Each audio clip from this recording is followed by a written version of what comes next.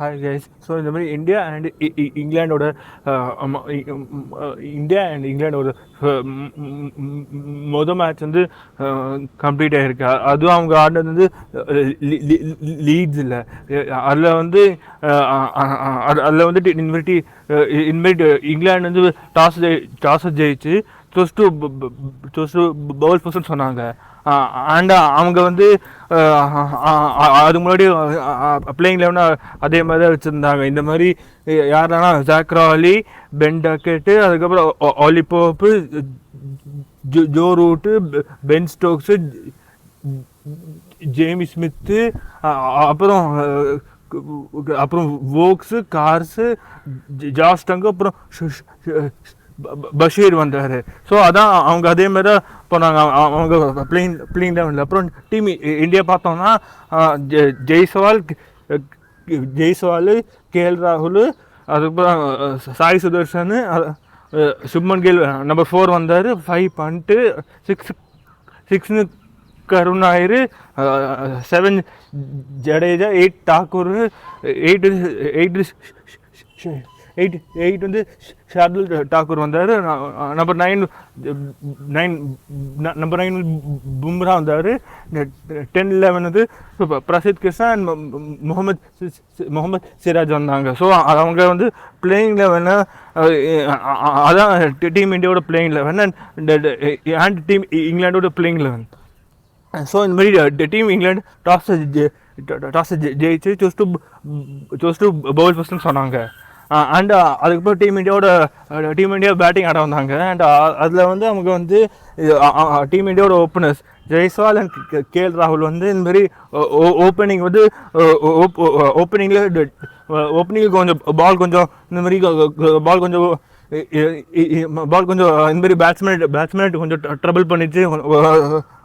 Batsman கொஞ்சம் trouble பண்ணிச்சு. ஆனால் அவங்க வந்து விக்கெட் வந்து கையில் வச்சுட்டு அவங்க ஆடின எல்லா ஷாட்டும் வந்து இந்த மாதிரி பேட் வைஸ் வந்து பேட் வைஸை கம்ப்ளீட்டாக ஓப்பனாக வச்சுட்டு பேட்டிங் ஆடினாங்க. ஸோ வந்து அந்த மாதிரி கார்ட் பெயிண்ட் அந்த மாதிரிலாம் போகவே இல்லை. நேராக பேட்டில் போட்டு சிங்கிள்ஸ் ஓடினாங்க, டபுள்ஸ் ஓடினாங்க. அப்புறம்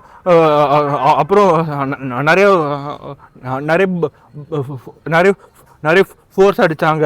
அதுவும் அங்கே வேறு நீங்கள் வேறு பால் கொஞ்சம் அந்த ப்ராக்டிஸ் பிச்சுக்கெலாம் பால் போச்சுன்னா பால் வந்து அதுக்கப்புறம் நிப்பாட்ட முடியாது, பவுண்ட்ரி போயிடும். ஸோ அதை யூஸ் பண்ணி வந்து அவங்க கொஞ்சம்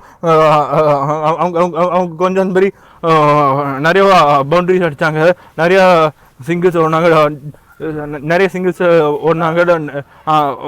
ஓடி அந்த மாதிரி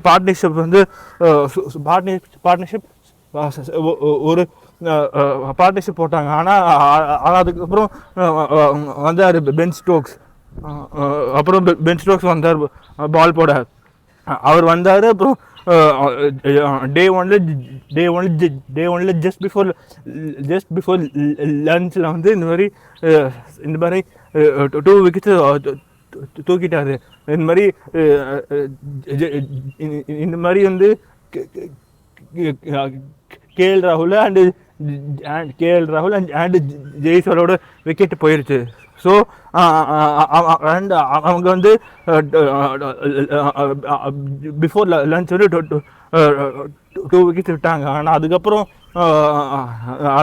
வந்து இந்த மாதிரி ஆஃப்டர் லஞ்ச் வந்து இந்த மாதிரி ஜெய்ஸ்வால் வந்து அவரோட இந்த மாதிரி அவரோட மொதல் 100 இங்கிலாண்டை அடித்தார். அவர் வந்து அவரோட முதல் 100 இங்கிலாந்து அடித்தார். அண்ட் அதுக்கப்புறம் அவரும் வந்து 101 ரன்ஸ் அடிச்சுட்டு அவரோட விக்கெட்டு போயிடுச்சு. அண்ட் அதுக்கப்புறம் நம்பர் 4 கேஎல் ராகுலும் நம்பர் 4 வந்து சுப்மன் கில்லும், நம்பர் 5 வந்து வந்த ரிஷப் பண்ட் வந்து இந்த மாதிரி இந்த மாதிரி ஒரு பார்ட்னர்ஷிப் போட்டு இந்த மாதிரி ரிஷப் பண்ட் வந்து 134 அடித்தார். அண்ட் அதுக்கப்புறம் சுப்மன் கில் வந்து 147 ரன்ஸ் அடித்தார். ஸோ அவங்க ரெண்டு பேரும் அந்த மாதிரி ஒரு ஒரு பார்ட்னர்ஷிப் போட்டு அவங்களே இந்த மாதிரி டே டூ வரைக்கும் ஆட்டாங்க. அவங்க வந்து டே ஒன் ஸ்டெப்ஸ் அப்போ வந்து அவங்க வந்து 359 for the loss of 3 wickets இருந்தாங்க. அண்ட் அதுக்கப்புறம் வந்து moving on to day two. அப்போ வந்து அவங்க வந்து இந்த மாதிரி அப்புறம் வந்து அப்போ வந்து இந்த மாதிரி டே ஒன்ல வந்து சுப்மன் கில் ஒரு 100, ஜெய்ஸ்வால் ஒரு 100 அடித்தார். அப்புறம் செகண்ட் டேயில் வந்து இந்த மாதிரி சுப்மன் கில் வந்து சீக்கிரமாக அவுட் ஆகிட்டார். அதுக்கப்புறம் வந்து நம்பர் 6 வந்து கருண் அந்த கருண் நாயர் வந்து இந்த மாதிரி பெருசாக எதுவுமே அடிக்கல. அவர் வந்து ரன்னே அடிக்கல. ரன் அடிக்காமல் 4 பால் டக்குக்கு போயிட்டாரு. ஸோ அண்ட் அதுக்கப்புறம் வந்து பேட்டிங் வந்து பெருசாக எதுவுமே அடிக்கல. மொத்த டீம் வந்து 471 ரன்ஸுக்கு வந்து மொத்த விக்கெட்டுமே போயிடுச்சு. அண்டு அதில் வந்து பார்த்திங்கன்னா வந்து மொத்த பேட்டிங் பண்ணது டாப் 5 தான். டாப் 5ல் வந்து கில் 100, ஜெய்ஸ்வால் 100, பண்ட் 100. ஸோ டாப் 5 தான் மொத்த பேட்டிங் பண்ணியிருக்காங்க. அதுக்கப்புறம் நம்பர் 6, 7, 8, 9, 10, 11 சுத்தமாக பேட்டிங் ஆடல. மொத்தமாக கொலாப்ஸ் ஆகிட்டாங்க. அண்டு அதுக்கப்புறம் வந்து அதுக்கப்புறம் டீம் இங்கிலாண்டோட மொதல் இன்னிங்ஸை வந்து டக்கெட் அண்ட் ஜாக் கிராலியோ ஓப்பனிங் வந்தாங்க. அதில் வந்து டக்கெட் ஒரு 65 ரன்ஸ் அடிப்பார். அதுக்கப்புறம் டக்கெட்டோட விக்கெட்டும் போயிடும். ஆனால் அதுக்கப்புறம் அவர் கூட ஓப்பனிங் வந்து ஜாக் கிராலியோட விக்கெட் மொதல் ஓவர்லேயே போய்டும் டு பும்ரா. அண்டு அதுக்கப்புறம் நம்பர் 3 வந்து ஒலி போப் வந்து ஒரு 100 அடித்து நம்பர் 3 வந்து ஒலி போப் வந்து ஒரு 100 அடிப்பார். அதுக்கப்புறம் நம்பர் 4 வந்து ஜோ ரூட் வந்து அதுக்கப்புறம் நம்பர் 4 வந்து ஜோ ரூட் வந்து இந்த மாதிரி அவர் இந்த மேட்ச் பெருசாக எதுவுமே பண்ணல. ஏன்னா மொதல் இன்னைக்கு வந்து இந்த மாதிரி அவர் வந்து இந்த மாதிரி பேட்டை வந்து கிராஸ் பேட் ஷாட் ஆடி கார்ட் பைண்ட் ஆகிட்டு போயிட்டார். அவரோட விக்கெட் போயிடுச்சு டு முகமது சிராஜ் கிட்ட விக்கெட்டை விட்டார். அண்ட் அதுக்கப்புறம் நம்பர் 5 இந்த ஹாரி ப்ரூக் வந்து 100க்கு போயிருப்பார். ஆனால் அவர் வந்து 100 ஒரே ரனில் விட்டார். ஆனால் அவருக்கு வந்து எத்தனை லைஃப் கொடுத்தாங்க. இந்தியன் ஃபீல்டிங் மட்டமாக இருந்தது. கேட்சிங் வந்து ஒழுங்காகவே பண்ணல. கேட்சிங் வந்து கைக்கு வந்து கேட்சாக விட்டாங்க. அவங்க இதுக்கு மேலே அவங்க பேட்டிங்கில் ப்ராப்ளம் இல்லை, பவுலிங் கொஞ்சம் ஆவரேஜ். ஆனால் ஃபீல்டிங் தான்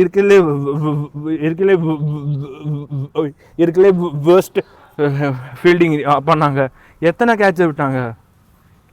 ஆனால் அந்த மாதிரி அந்த மாதிரி ஆகும்னு தெரியும். ஆனால் அந்த மாதிரி ஆகும் தெரியும். ஆனால் அந்த மாதிரி கேட்சஸ்லாம் பிடிக்கணும். இந்த மாதிரி ஏன்னா அந்த மாதிரி கேட்ச் பிடிச்சாதான் மேட்செல்லாம் ஜெயிக்க முடியும்.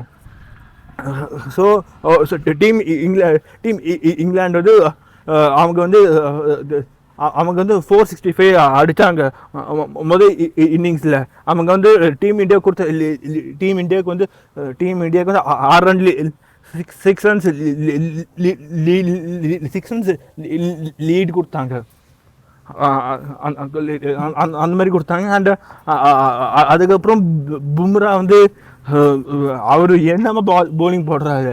அவர் அப்போ தான் 5 விக்கெட் வேறு தூக்கினார். அண்ட் அதுக்கப்புறம் அவர் வந்து வாசிம் அக்ரமோட ரெக்கார்டு அவுட் ஸ்கோர் பண்ணிட்டாரு. அது என்ன ரெக்கார்ட்னா fastest 150 wickets, fastest 150 wickets in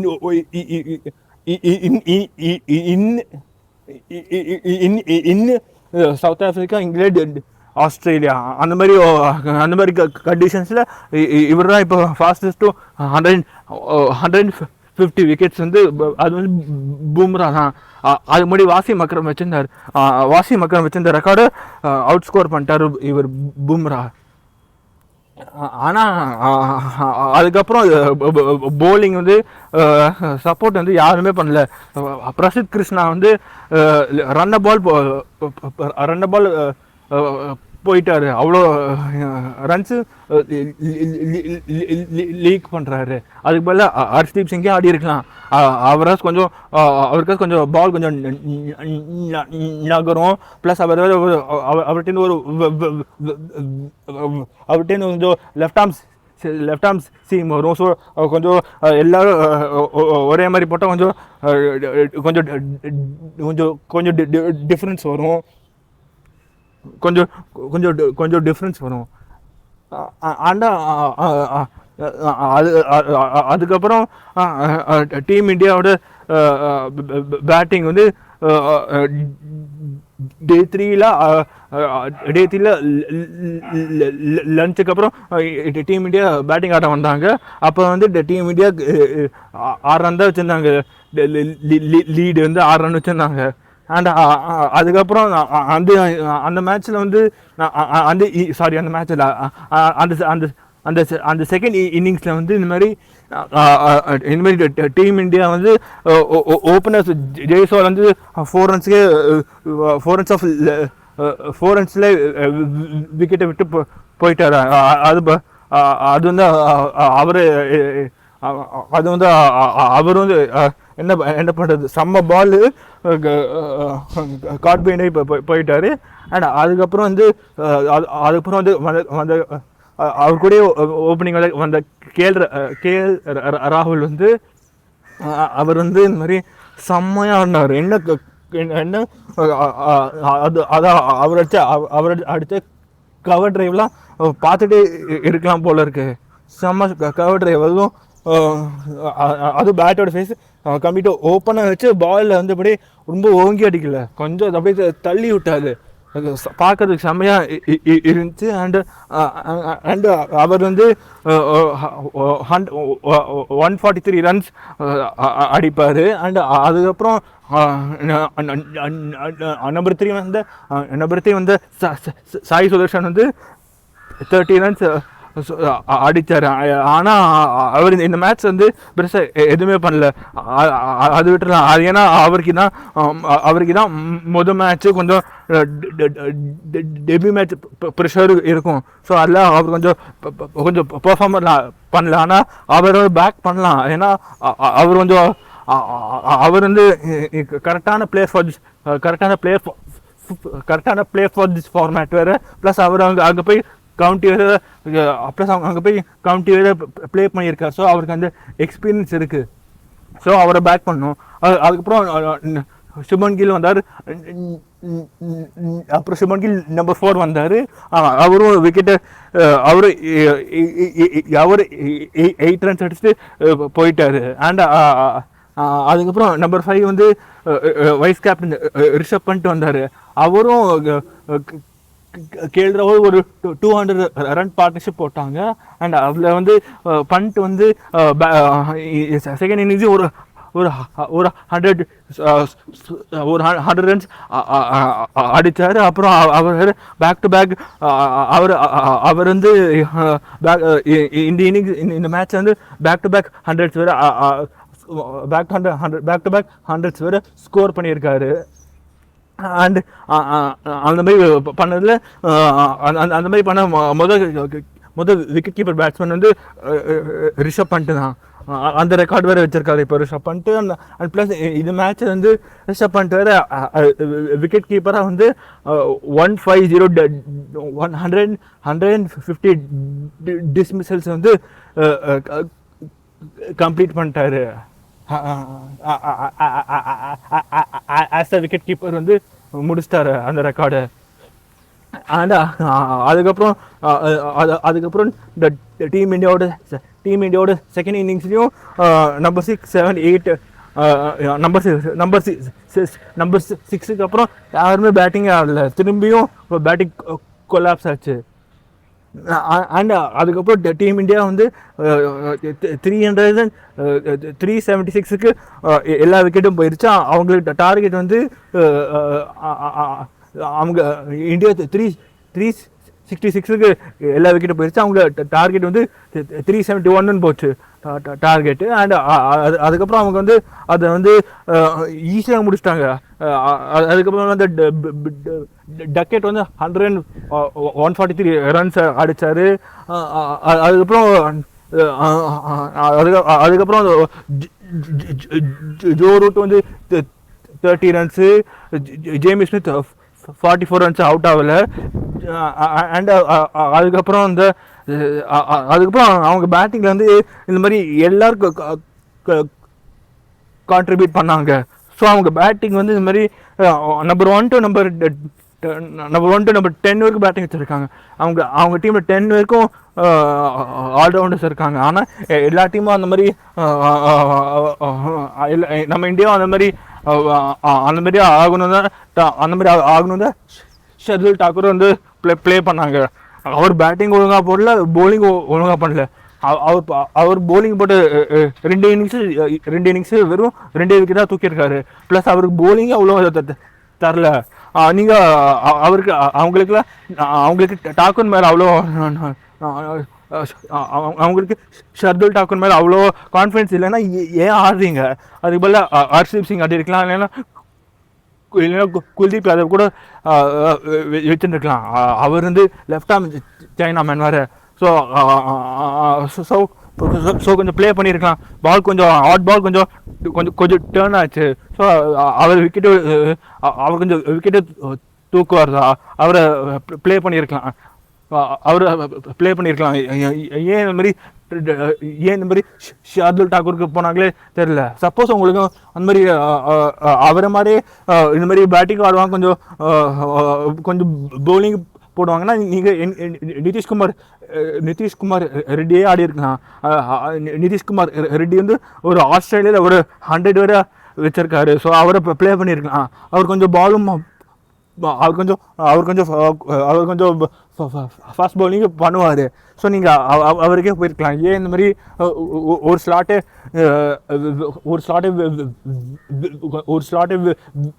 waste பண்ணிட்டாங்கன்னு தெரில. அண்ட் அதுக்கப்புறம் டீம் இந்தியாவோட ஃபீல்டிங் கொஞ்சம் இம்ப்ரூவ் பண்ணும் இந்த கம்மிங் மேட்சஸ். அப்போ தான் மேட்சை ஜெயிக்க முடியும். சுப்மன் கில் கேப்டன்சி மேலே சுமன் கில் டெஸ்ட் மேட்ச் வந்து இப்போ தான் மொதல் வாட்டி கேப்டன்சி பண்ணுறாரு. ஸோ அவருக்கான டைம் வேணும். ஆனால் அவர் வந்து மொதல் மேட்ச்லேயே வந்து டூ குட்டாக பண்ணல, அதுக்காக ரொம்ப பேடாகவும் பண்ணல.